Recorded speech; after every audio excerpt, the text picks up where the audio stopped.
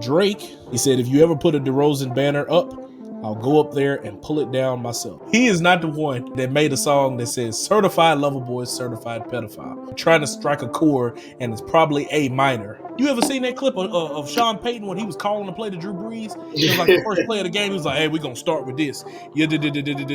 Bro, I'll be saying, can you repeat that? I think that it's going to be well worth it. Everybody was on Gunna this, Gunna that, Gunna this.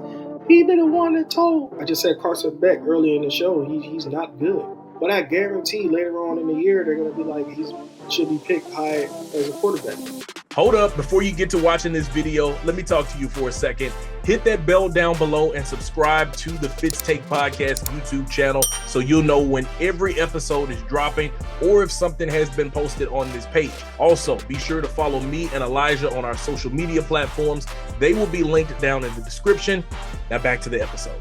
What's good, ladies and gentlemen, and welcome into yet another episode of the Fitz Take Podcast. I'm your guy, Jamarcus Fitzpatrick. He is your guy, Elijah Nixon. He's rocking my alma mater with the t-shirt on right now. He did not go to LCU at all. He covered him. That's my school. That's my school. So he rocking it because they be giving out merch and stuff sometimes. I want to take this time, first of all, to say thank you guys so much. If you have subscribed to our channel, I was looking at last week's episode. We were at 159 when we were recording it.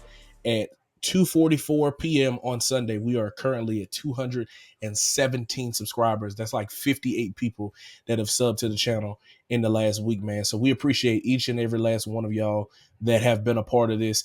If you're watching this video for the first time and you're not a subscriber, we are encouraging you, please subscribe to the channel so you can get some of the great content that we are producing here on the Fitz Take Podcast.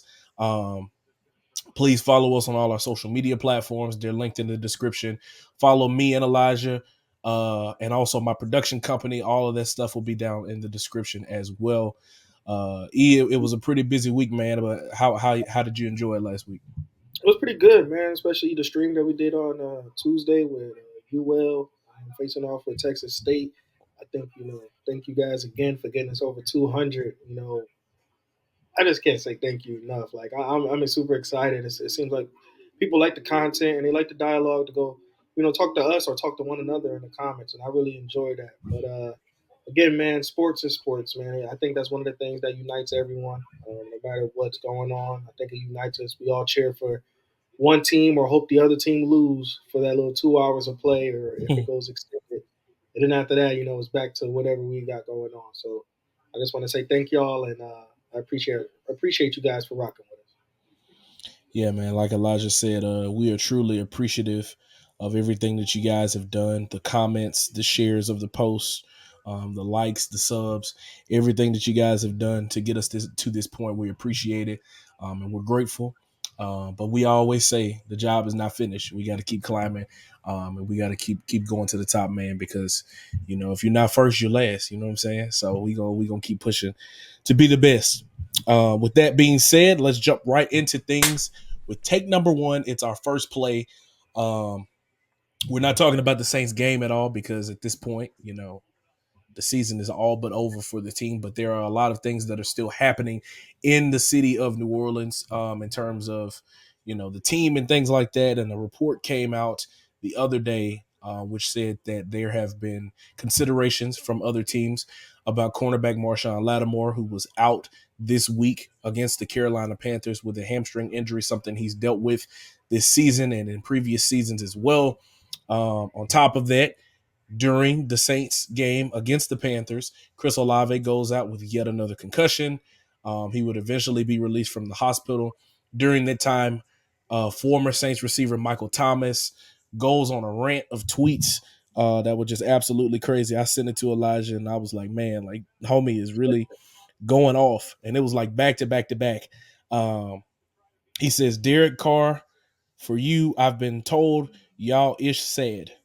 Dude scary and panic and just throw the ball. Get him the F out of here. He is so butt. That year, his buddy went first team All-Pro in 2022. He needed 180 targets just to get 100 passes. He is butt on my granny. Dude tried to lie and say I was jealous of them making Chris wide receiver one whole time. He can't even get him a decent ball. He needs his butt whooped. They fired all them coaches trying to cover up his flaws. He's still doing the same ish. That was 17 minutes, 14 minutes, 8 minutes, 5 minutes, 3 minutes apart. So he was just going hard on Twitter. And then on top of that, after Chris Olave was released, his brother got on Twitter and was saying that, bro's been released. We grateful. He said that he's all good. And somebody on Twitter said, maybe it's time to have the talk of if it's really worth it. And he said it ain't worth it in NOLA. I'll tell you that much. So Elijah, with all of that brewing up in the pot, what is really wrong with the New Orleans Saints organization, man? And if you're Mickey Loomis, if you're Gail Benson, what are you trying to do to get all of this right? Because this team has had so much potential over the past couple of seasons, and it just really hasn't worked for them. I think you just get rid of everything and you just start fresh. Um, with Marcus Lattimore being started, I think that last couple of years he's been hurt in and out of the lineups and things of that nature. So you might as well just see what you can get. I think with I know Chris Olave's been pretty banged up this year, but I see what I can get out of that. Um, and then you got to just look, inward. How can we get people that to be happy to play for the Saints again? I know when Sean Payton was there, everyone was excited to be all on the court. When Dennis Allen's there now, it's like nobody is on one accord. I mean, from his first year to last year, I know when Jameis Winston got in, he didn't even listen to the final play call or anything they asked him to do. Jameis Winston still Hmm. did what he wanted to do. So it's like they have nobody that they're excited about to play with the in the Saints uniform. So if I was the Saints, I would blow this whole thing up and then try to find young energy, young talent to get back out there and represent New Orleans pretty well. I mean, it's not a bad city. It's not nothing that you'd be like, you don't want to go there. It's not like they're sending you in the middle of anywhere. But I think that New Orleans has time to blow it up, and that's including Kamara. I know they just signed him. I think they should still try to see what they can get out of it because you need a lot of the young talent, young picks to start things over. And then look at it, the young teams in the league are what's running it lately. To me, you got Kansas City who's fairly young. You got Philadelphia that's fairly young. Detroit is fairly very young. Teams like that. I think teams like that. Washington, look at them; they're doing really well too as a young roster. So I think that you just restart, you reset, and you go. You try to find who wants to be here and let that rock out. Because right now it's like New Orleans is they don't nobody in New Orleans is rocking with what Dennis Allen got going on down there. Yeah. Like we've said in the past, I do think that there are a bunch of deeper things that are going on within that organization. But I do think that at this point, you got to start fresh some kind of way. You got to figure out how to get some talent in there that, like you said, is excited to be in the city of New Orleans and playing for the Saints. I think Marshon Lattimore, his time has really come and is up there in New Orleans. You got Kool-Aid McKinstry that you just drafted there. Excuse me. You know, Alvin Kamara did just sign his deal, so I'm not set on trying to get rid of, making dead cap space or anything with him. Um, I think you just got to continue to find ways to build around him. You got to get him some help. You got to get him another running back there. Obviously, you have Kendra Miller on the roster. He hasn't been able to stay healthy. You got to get somebody in there that can be able to spell him, that legitimately makes it to where he doesn't have to get 25 touches a game. He can go and get 10 to 15, and it can preserve his body just a little bit longer. Not saying that he's been injury prone or anything like that, but you want to keep him healthy. You have to figure out ways how to integrate the offense together where it's not just Taysom Hill. You put him in as your Swiss Army knife, um, and he is a good pop for you and things like that. But you got to get some other weapons in there. Uh, you got to protect Chris Olave and his head, man, because I mean that hit in that game. Look, that was he. We're getting into the same conversations as what we're getting with Tua Mhm. because of how often he is going out with these concussions. Like We want these guys to be around for a very long time, not just on the field, but in life as well. And when it's getting to be at that degree, it can be extremely rough. Um, with all that in mind, what team do you believe the Saints should trade Marshon Lattimore to? Well, I got a couple of guys. I think Kansas City's one of them. I think I really is wild, but I think Los Angeles, the Rams, is one of them. Not I just think not just for your fandom, right? no, not just for my fandom, not just for my fandom. We got to get rid of Trey White, so let's do a fair try for. But I think Cincinnati can be one of them because they need help on the back end. Marshon Lattimore is one, but I think Kansas City is going to make that violent push because Kansas City has been in the trade talks with everybody because they know that they want to go. And there's nothing wrong with it. They want to win three peats. They're willing to do whatever they can. They have their quarterback locked down for years. So you might as well just want to add to that defensive unit, which has been shining for Kansas City. So adding Marshon Lattimore would be something big with a pass rush featuring Chris Jones. So I think that is where the most push is going to come from. I think Baltimore can be one of it too. I think Baltimore can be something because they need help in the secondary. But again, I expect playoff contenders, like true playoff contenders, who we could really think that's going to be in the Super Bowl, is going to make that push. So I just see Baltimore, Kansas City being the top two that they would trade them to. So I'm interested to see what deal, who snakes who out of those two. But I think those are the top two contenders. Yeah, and the report from Ian Rappaport actually had the Kansas City Chiefs being one of the prime places that could potentially be the landing spot for Marshon, and was one of the places that inquired about the former defensive rookie of the year. So we will see, man. Things have got to be figured out in New Orleans. The trade deadline is on Tuesday, right there on election day. Y'all go out and vote. Um, but that is when the trade deadline is. So the Saints will try to figure things out and try to better themselves as they build towards the future, and try to get things continuously cleaned up here in 2024, and then looking forward also to 2025. With that, let's move forward, make some forward progress with take number two.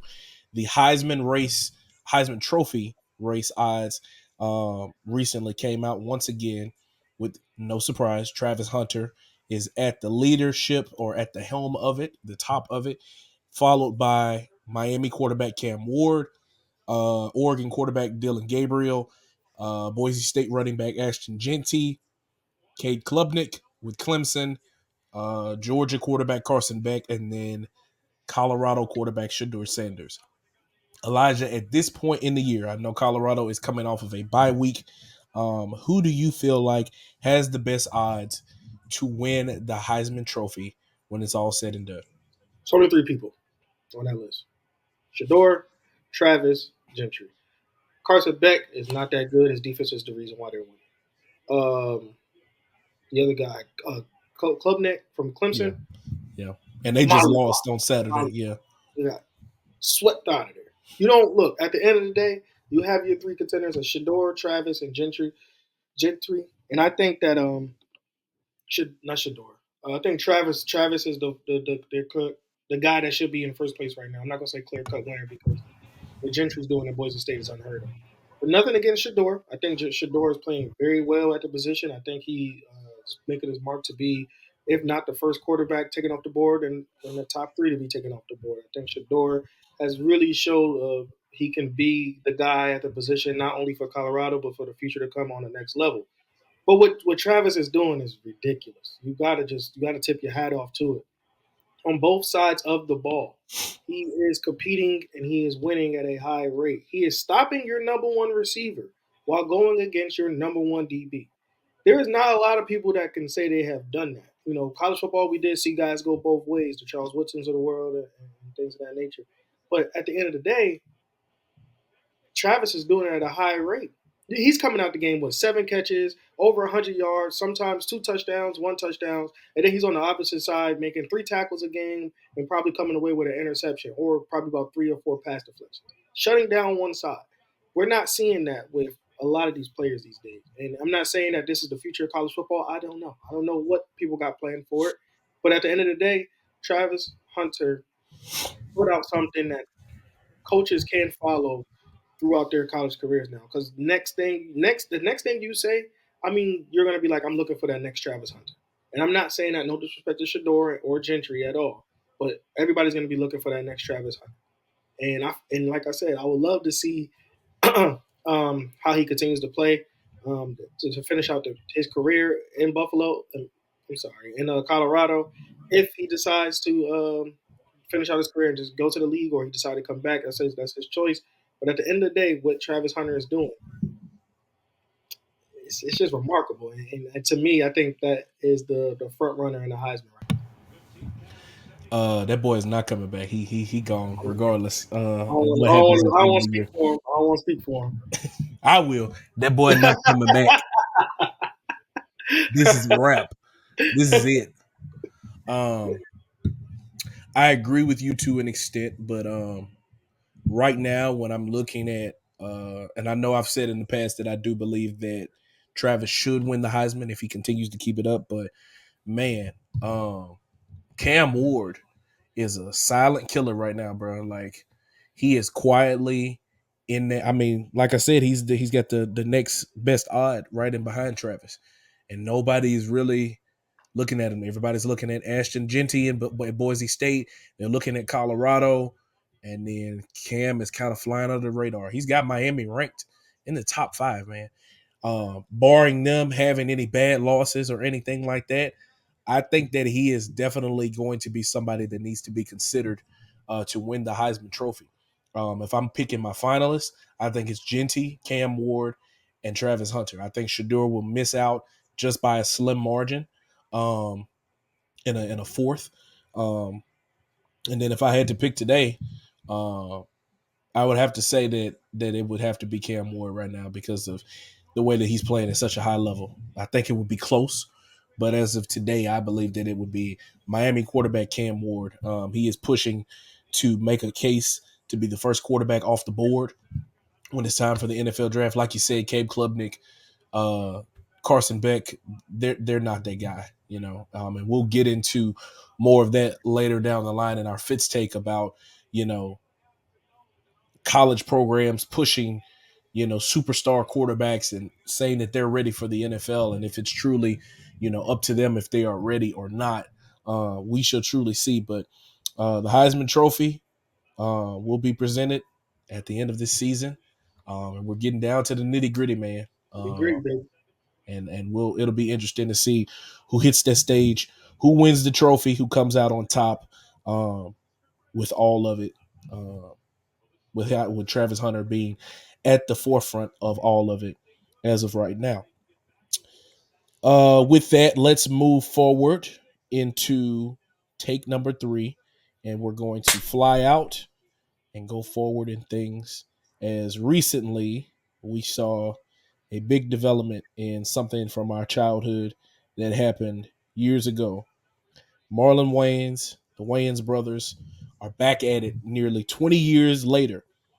They are going to be back a part of the Scary Movie franchise and writing in into a next the next movie. I don't even know how many they have at this point. It might be like 5 or 6 that are Yeah. in the installment. Uh, but I just remember like looking back at a lot of those old movies and just how hilarious they were, bro. Like the type of satire and comedy that they had going back there. I remember the Exorcist one that they did in the opening scene. I can't remember if that was 2 or 1. When all them people was singing a mystical song in the ballroom, it was like, man, like that was hilarious. That was hilarious back then, bro. Like they probably couldn't get away with that stuff now, but it was funny. Obviously they were out of it. I think from 4 all the way to most recently now. I think they did 1, 2, and 3. With the Wayans brothers being back in it, Elijah, what do you think this will look like for the future of the scary movie franchise? When do you think we can expect to see a great movie? And you know, is old school comedy making a comeback with it? Yeah, I think so. I think we could look forward into it to 2025. I think next year as soon as possible. But I'm waiting to see how it all plans out because the Wayans brothers, They did really good, from their TV shows and when it was on the Wayans Bros and they had My Wife and Kids. They was living in color. There was on a lot of things, so they know, what makes great TV. Now, with that being said, of course, it's not going to be a series. Well, not a TV series; it's a movie series. But it's like, how we watch Power. Like that's like how I think. Like when it comes on, it's a must watch thing because they have elements in it where it's like super funny. Then they have elements in there where it's not. It's how stand up comedy they go in and talk about like other different real things. Like I think they're gonna do that along with Scary Movie. Not sure on what's gonna be in there, what's gonna be quote unquote offensive, what's gonna be quote unquote funny. But at the same time, I'm interested to see how they do it because the Wayans Bros are really good at putting, what they put to paper, they put it to life, and I enjoy that from every one of them. So with them coming back to this, I can't wait to see. I don't know if My Germs will be back. I don't know if the basketball scene where they was like, I don't know if that'll be back. I hope they bring some old elements back when then tag them into the new ones. But at the end of the day, man, when they drop something, it's a must watch situation. So I can't wait to see that. Yeah, I can't even think of what some of the more recent scarier movies that have come out that they could spoof. Uh, I tell you what, Regina Hall got to be back in there, and what's my girl name? I can't think of her what her the actress's name is, but she always plays like the dumb blonde in there. She had the black hair. God, now you finna make me look it up, bro. You finna make me look it up. They have What good is her actors name? and actresses. Um, let's see, scary movie slasher parody. Not Carmen Electra. Not Shannon Elizabeth. Anna Faris. Anna Faris. The one. What was her character's name? No, Cindy. She plays Cindy. She was out, bro. You know who I'm talking about.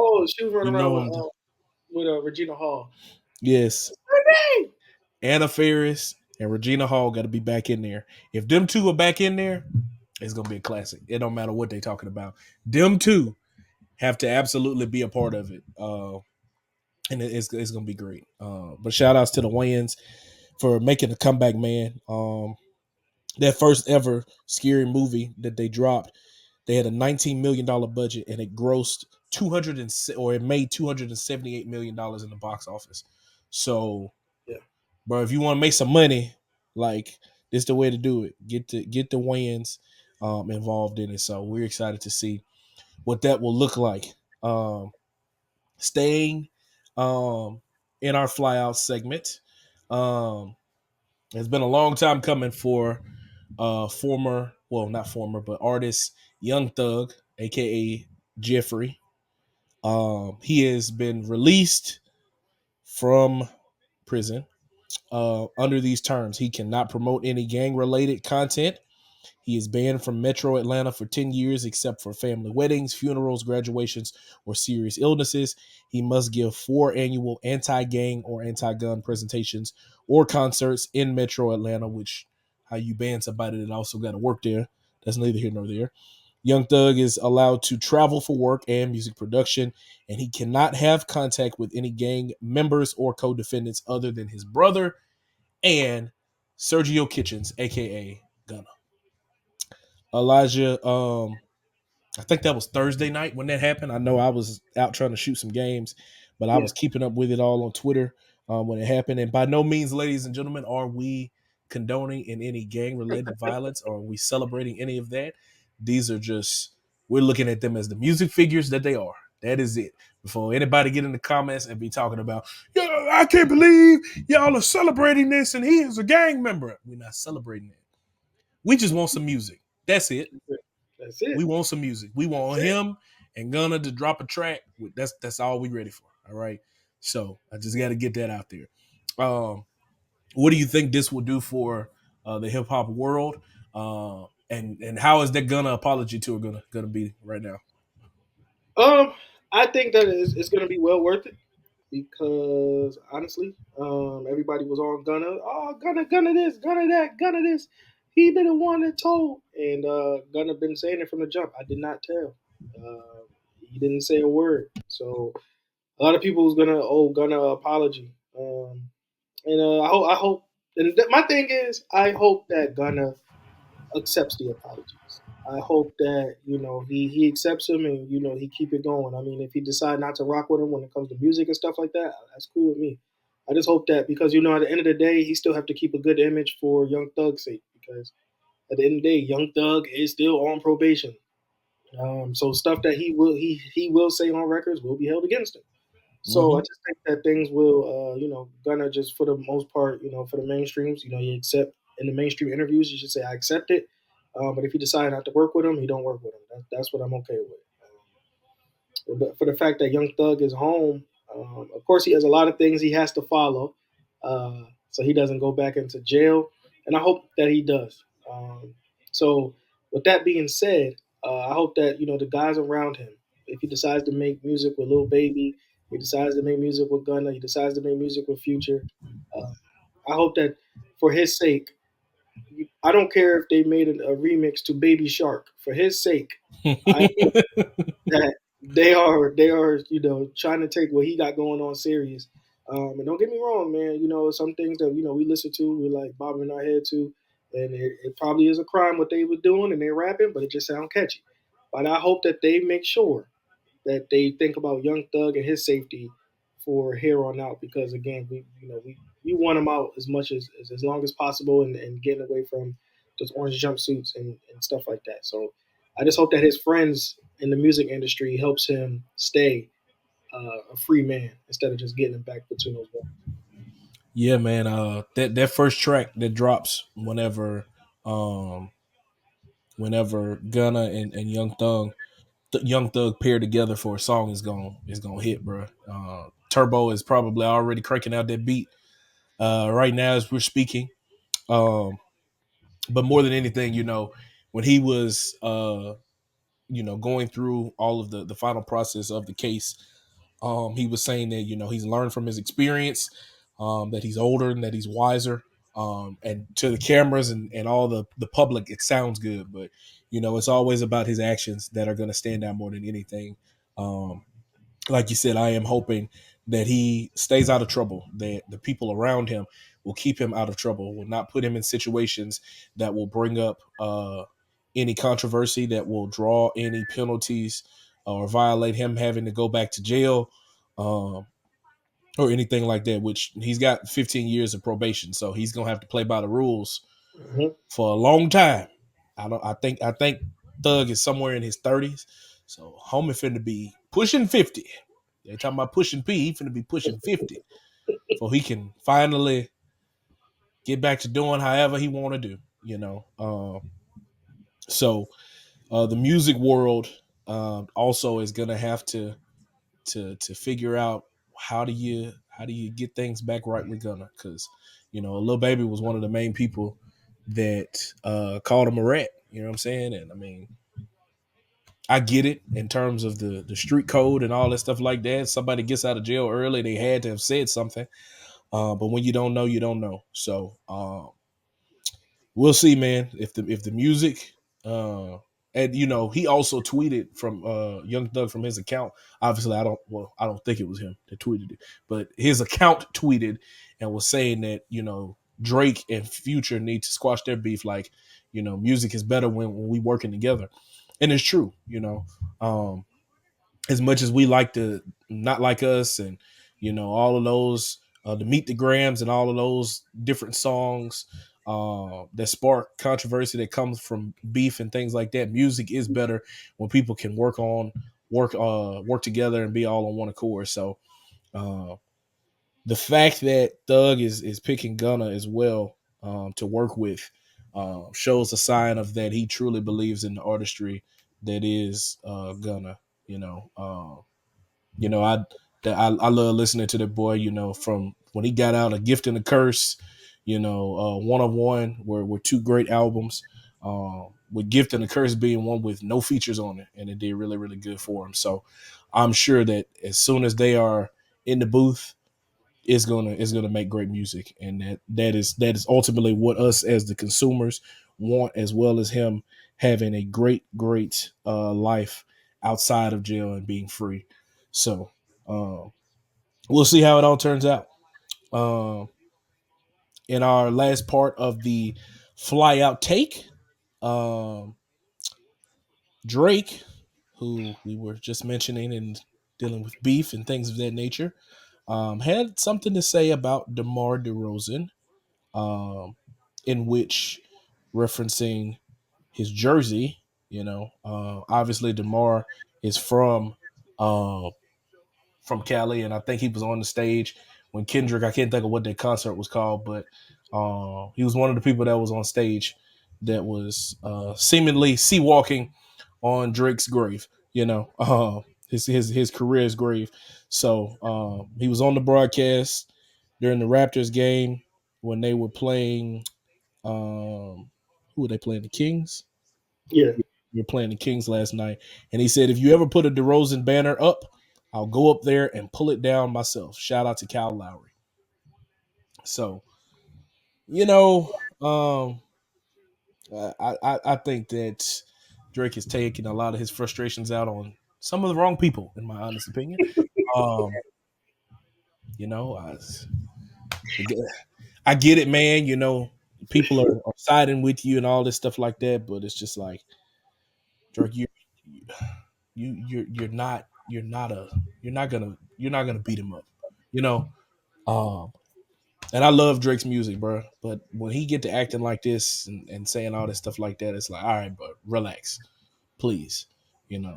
Elijah, what did you think? Because you were the one that sent it to me. I mean, like right after it happened, I was like, whoa, this just happened 15 minutes ago. What did you think when you saw it? bro. Man, I'm gonna say this, man. I just think that Drake is he's taking the wrong approach about this whole thing. Like you said, he's taking it on the wrong people. If you want to do something, go do the Kendrick. He the one that got the world looking at you upside down. It ain't nobody else but Kendrick Lamar that got you the world looking like upside down. But to be honest with you, man, I think Drake is taking it all the wrong way in the sense of if you want to bounce back, do it musically. Uh, I don't mean to say it like that, but ain't nobody scared of Drake. Like DeMar DeRozan was there to play basketball. He was not there for no trouble, no controversy, not a fist fight. He was there to play basketball and get out of there. Like you come in there, you mean mugging him. Um, Recently, you shoot a music video in the mall. And it's only funny because you shoot a music video in the mall and Kendrick just put you down as a pedophile. Where do you find girls, the teen girls that in the mall? Dude, In the mall. are we not thinking? But I like Drake. I really do, man. But it's just that he's making all the wrong moves, and it's not in a good light. And I don't know if he just got this attitude or this persona. He don't care what people think about him. But at the end of the day, bro, this is not the right way to go about it. Honestly, if I was Drake, to be honest, and I know you some people gonna disagree with it. I will find a way to be like, look, I lost the battle, and I will try to be friends with Kendrick in a sense because it's not going to go to a fist fight. It's not like a gang war. Like it's nothing. It's just a rap battle. That's all it ever was.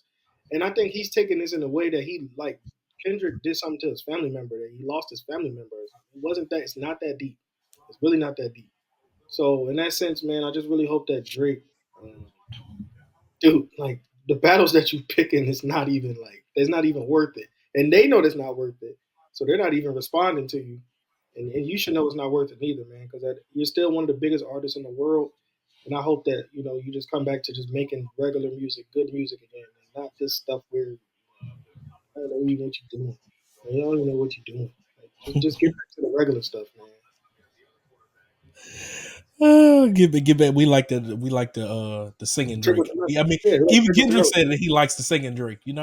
I don't like when he tries to be tough.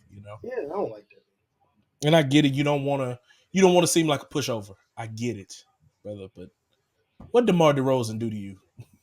this not he not the one.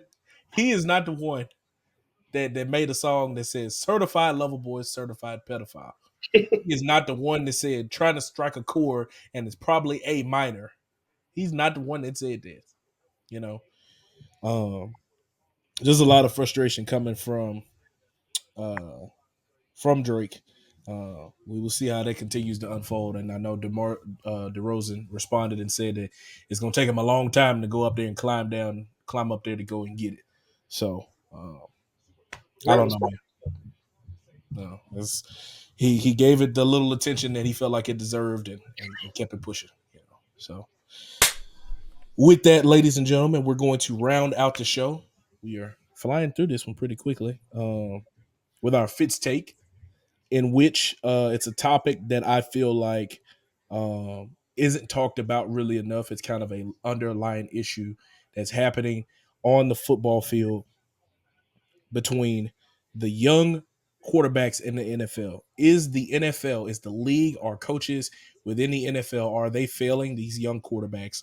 Or is it more of the fact that colleges are pushing a lot of superstar QBs that are just truly overrated and are not ready for the limelight? Elijah, what do you feel like it is?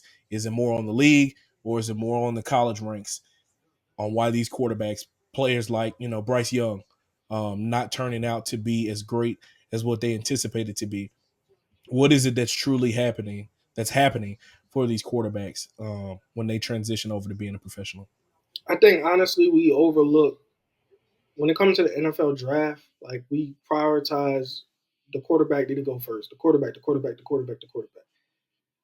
Not every quarterback is a number one pick. I know that we look at it as a franchise changer, as a things like that, but they're not everyone is a number one pick. Think about this for a second. When you have left tackles, when you have offensive line, when you have defensive linemen, when you have cornerbacks, safeties, wide receivers out there, I wish that the draft would go back to prioritizing who is the best person in this draft. Who is the best player that fit my system? As you can see, things go down and fall down the line. Like, Tom Brady was like in the sixth round. You know what I'm saying? Patrick Mahomes fell down in the draft. A lot of people didn't even believe in him. They sat him out a year and developed him under the Andy Reid system. Um, Same thing with Tom. Peyton Manning he had a rough rookie year, but they developed him as well, and then he became his own guy after a while. So it's like these quarterbacks, not everyone they come in, they are NFL ready, and sometimes we over prioritize everything they could do. Like Jamarcus Russell to me was one of those guys that could have been something on the next level.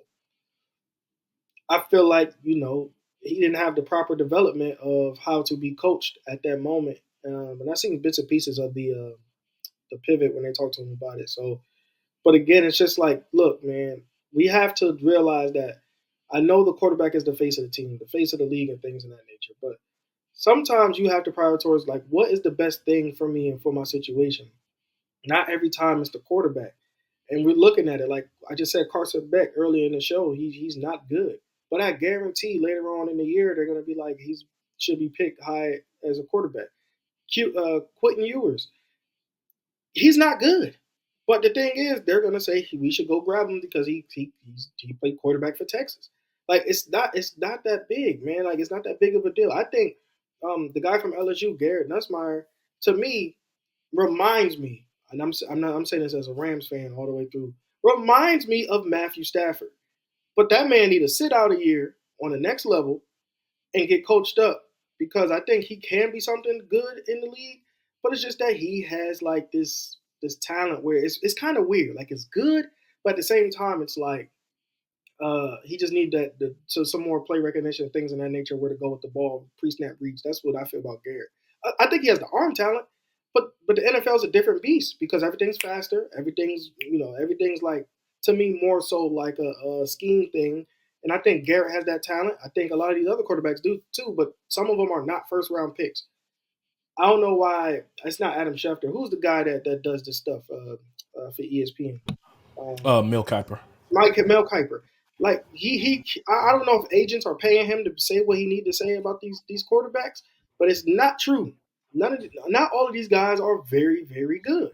They're not. Some of them are not good, and that's the bottom line. Like look at the players. Look at these players. I think the best players that was in the draft last year that went number one. That went in the first round. I think Jaden Daniels is good. I think Caleb is okay, but I think Malik is exceptional. I think Verse was pretty good. Who else was in the first round that is really good that I really think? But these are guys that's not the number one pick. So, and they're not besides the quarterbacks. These guys been balling outside the league. Brock Bowers. So again, I just think that we got to stop prioritizing this quarterback position. I know they're the face of the franchise, But that's not it, man. You got to do what's best for the team, and that's not it. You mentioned talking about who was drafted in the first round in quarterback. You had Caleb. You had three quarterbacks to go back to back to back. Caleb, Jaden, Drake May. After that, you had Michael Penix Jr., J.J. McCarthy, Bo Nix, and then no other quarterbacks were taken in the first round. The next quarterback that was taken, I believe, and I feel like we talked about this before, was like somewhere in the fourth round. It was a while before a quarterback was taken. Um, and out of those quarterbacks that were drafted in the first round, Michael Penix is not a starter. Um, Drake May has been thrust into the position of being a starter now. JJ McCarthy tore his knee, so he didn't get the opportunity. But Sam Darnold would have been the starter off the gate and is playing extremely well. Here's the thing, with the amount of money that these players are getting paid fresh out of the gate, uh, especially when it's in the first round, the teams feel like because this is the investment that they have put in, that they're paying this money, they don't have 2 to 3 years to sit. Because if I sign you to a 4 year deal, if you can't show me something in 2 to 3 years, I can't know what to do with you to resign you. And when it comes time to resign you, you're gonna want the market value. But there's no way that you can test what the true market value is if you haven't played. So I feel like a lot of these players are getting thrust into the position of playing simply off of the fact they're getting paid a whole lot of money now. You got to answer the bell because of the amount of money that you're making, which to some degree I believe is true. But I also believe the franchise has to put those guys in the best position to win. You know, when Atlanta took Michael Penix, a lot of people were saying, "Why do you do that when you just paid all that money for Kirk Cousins?" Because they're looking towards the future. He's going to have an opportunity to sit behind Kirk Cousins and learn how to be a professional, how to be a quarterback in the NFL. Because not only do you factor in the how do you read a defense, how do you throw this pass, how do you get your timing right with your receivers, man, you got to simply learn how to build a routine as a starting quarterback to begin with. Because in college, you got your 8 o'clock classes. You might have some online classes here, depending on what type of level of a player you are, if you need to be out in the public too much or not. But you got classes to factor all that in. When you in the NFL, this is your job. You can wake up at 3 o'clock in the morning and go watch film. You can go to the training room whenever you want to. You have 24-hour access to go to the facility. These guys need to learn. You talked about Jamarcus Russell and the conversations that came out about, they gave him tapes and said, "Did you watch the film?" And he lied and said yes.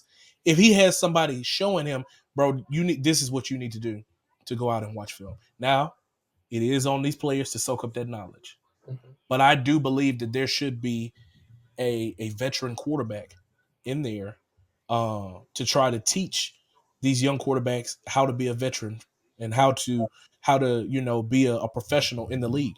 You know, two guys that you point to right now that haven't been given the best opportunities to learn right away is Bryce Young and Anthony Richardson. You know, Bryce Young was they're already talking about potentially trading the kid, and he's only been in the league 2 years. Like, come on, man. And it's because of the amount of money that they are paying him as a rookie. They're trying to get a return on their investment. So if it's not panning out within the first 2 to 3 years, we got to get you out of here so we can make money back to either, be profitable for us or that it, relates and gets us into wins. Obviously, we saw what happened with Anthony Richardson, and we joked about it last week about him saying, he was tired and he tapped on his helmet. But if he would have had, obviously he has Joe Flacco in the locker room, but obviously the conversation is not enough to him to tell him, bro, you don't do that. First of all, if you are gonna do that, you don't tell the media, I ain't gonna lie to you, I was tired. You got to come up with something else, bro. That's a part of teaching these guys how to be professionals. Does it have somewhat to do with the college teams? Of course. But college football is not like professional football. You got a lot of these guys, they're just now getting to the point where they have the microphone in their helmets to where they can hear the play call in their helmets. They're just now getting to this point. It's 2024. For years before that, These guys were going from getting hand signals, running players in and out to call it in the huddle, no huddle offenses, all of these different things, into automatically having to hear the play call in your head and rattle it right back off. Like, people don't think about that. That in itself, bro, I couldn't do it. You ever seen that clip of Sean Payton when he was calling the play to Drew Brees? It was like the first play of the game. He was like, "Hey, we're gonna start with this." Yeah, bro. I'll be saying, "Can you repeat that? You want to start yeah, over again?" yeah, Like, I can only imagine. It's a lot of pressure that falls on these guys' shoulders. Now, obviously, you have other quarterbacks that come in automatically and they start thriving right away. If you're not going to give that young quarterback an opportunity to sit back and learn, then you have to put pieces around him to make him as to have a winning formula. CJ Stroud, when he came in, they built a defense around him. They gave him a run game. And now, as he enters into his second year, people are talking about him having a sophomore slump and all of these things like that. But he has a Tank Dell around him. He has a Dalton Schultz. He has a solid offensive line. He has Joe Mixon. They went in free agency and got a running back for him. Having pieces like that around your quarterback helps them to be successful. But they're only going to be as successful as you allow them to be. If you don't believe he's developed enough, sit him down. Go get a veteran quarterback, start him. Bryce Young should have been sat down from jump. Put the red rocket out there, let him learn for a year, and at some point tell him, here are the keys to the car. Because right now, all you're saying is, here are the keys, don't wreck the car, and he don't know how to drive yet. it's That's true. essentially what you're saying. How can you expect somebody that doesn't know how to drive to be able to drive properly and not wreck a car if they don't truly know what they're doing? You know what I'm saying? Yes, they might have done the driving simulation, which is college football, but they haven't driven yet. They haven't led an NFL franchise and having to win tough ball games and then go and stand in front of the media. And God forbid if you're in a big market, God forbid if you like a Daniel Jones, you know what I'm saying? And you're in New York and you go and you stink it up and you got to go in there and answer questions from one of the toughest media. God forbid if you're Jalen Hurts and you're in Philadelphia and you don't win the Super Bowl and you got to go answer those questions. I mean, if you look at some of the successful quarterbacks that are in the league right now, they had a chance to sit back, and if they didn't, they had pieces put around them so they could win. So, I agree with you, man. I agree with you 100% about that. Daniel Jones stink it up every week in New York. So it ain't nothing different with Daniel Jones. But like you said, Tom Brady actually said that too. He said that they need to start sitting down and developing some of these quarterbacks because uh, the game is too watered down and it just doesn't look good at the quarterback position. Everybody's rushing to get that quarterback on the field, and God forbid, man, I would hate if I was a team that needed a quarterback and I had the first pick because if the quarterback's not that good and we all know he's not that good, the media is pressuring us to take that guy, and we're looking at him like, bro, it's other people in this draft we could definitely take. Hey man, it's today's world. ladies and gentlemen, that is our take. Give yours down in the comments. What do you think? Is it on the colleges to get these guys prepared to play in the NFL, or is it on these franchises to give these guys the tools and the resources to be successful in the league? We would love to hear what you guys think about that. Um, this is episode number 13 for us, I believe. It's crazy that we started this back in August, man, and we've gotten to this point, and we're just getting started, man. We're just catching our stride good. So we appreciate y'all for rocking with us so much here on the Fitz Take podcast. You got anything else? Oh man, I just want to say thank y'all again for getting us to the over 200 subscribers. Like it was just a thought process that Fitz and I had, and he was like he put it more to life. And after that, I wasn't expecting 200 people in what like 2 months, 2 months since we started, 3 months.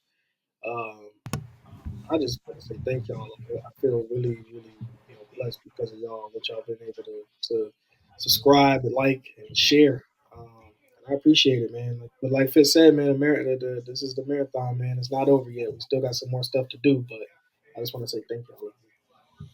Absolutely. So with that, ladies and gentlemen, if you made it to this point in the video, we ask you to please like the video, comment under the video, share the video, but most importantly, subscribe to the channel. We are also on Spotify. I forgot to mention that at the beginning. You can listen to us wherever on your Spotify channels. You can subscribe to the podcast feed there as well. If you are a listener instead of a viewer, we appreciate that. Follow us on our social media platforms and follow my production company as well. Those will be all linked down in the description. So for that, we're going to say a goodbye to you. For Elijah Nixon, I'm Jamarcus Fitzpatrick. We will see you guys next time on the Fitz Take Podcast. Thank you so much for watching this clip of the Fitz Take Podcast. Be sure to like this video and also subscribe to the YouTube channel. And also follow me and Elijah on our social media platforms.